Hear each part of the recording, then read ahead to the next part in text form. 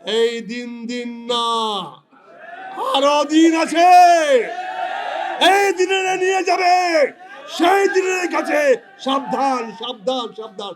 আপনারা ভাগ্যবান, আপনার দেশের জন্য, এদেশের জনগণের জন্য, মানুষের কল্যাণের জন্য, দেশকে ফ্যাসিবাদ মুক্ত করার জন্য, জনগণের অধিকার প্রতিষ্ঠা করার জন্য আপনারা কেউ চোখ দিয়ে, কেউ বুকে রক্ত দিয়ে, কেউ জীবন দিয়ে আজকে আমাদেরকে মুক্ত করেছেন। আমরা আপনাদের কাছে কৃতজ্ঞ। আমি মনে করি জাতি আজীবন আপনাদের কাছে মুগ্ধ থাকবে।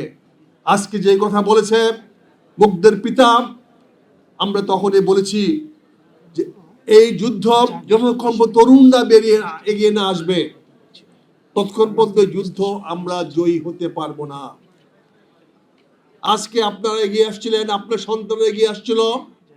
আপনারা সেই ভাগ্যবান, আপনারা সেই গর্বিত সন্তানের পিতা মাতা, যাদের কারণে আজকে আমরা বাংলাদেশ হায়ানা মুক্ত হয়েছি, বাংলাদেশ ফ্যাসিবাদ মুক্ত হয়েছি, স্বৈরাচার মুক্ত হয়েছি।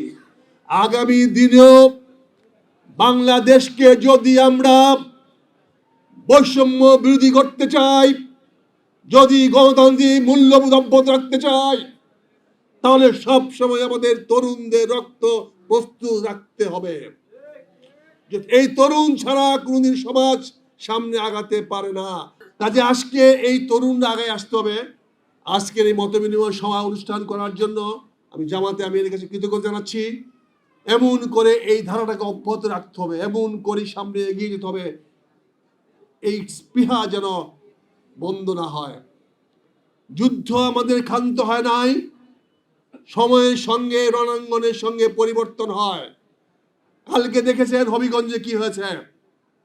আপনার এখানে যুদ্ধ হতো, জুলাই যুদ্ধ, আর সেখানে আমাদের যারা নেতৃত্ব দিয়েছিল, যারা আপনাদেরকে এই জুলাই যুদ্ধের সেনাপতি ছিল, তাদের প্রতি কি ব্যবহার করা হয়েছে আমি নিন্দা জানাই। তারেক রহমান সাহেব, আপনার লজ্জা পাওয়া উচিত ছিল। ওরা যদি মামলা করতো কি হইতো, কি হয়তো? মাননীয় বিরোধী নেতাকে অনুরোধ করব, আমরা আজকে নিন্দা জানাই জনাব তারেক রহমান প্রধানমন্ত্রীকে, যাদের কারণে আজকে আপনি মুক্ত হয়ে প্রধানমন্ত্রীর চেয়ারে বসে ঘুরে ফেরে বেড়াচ্ছেন গেঞ্জি দিয়ে।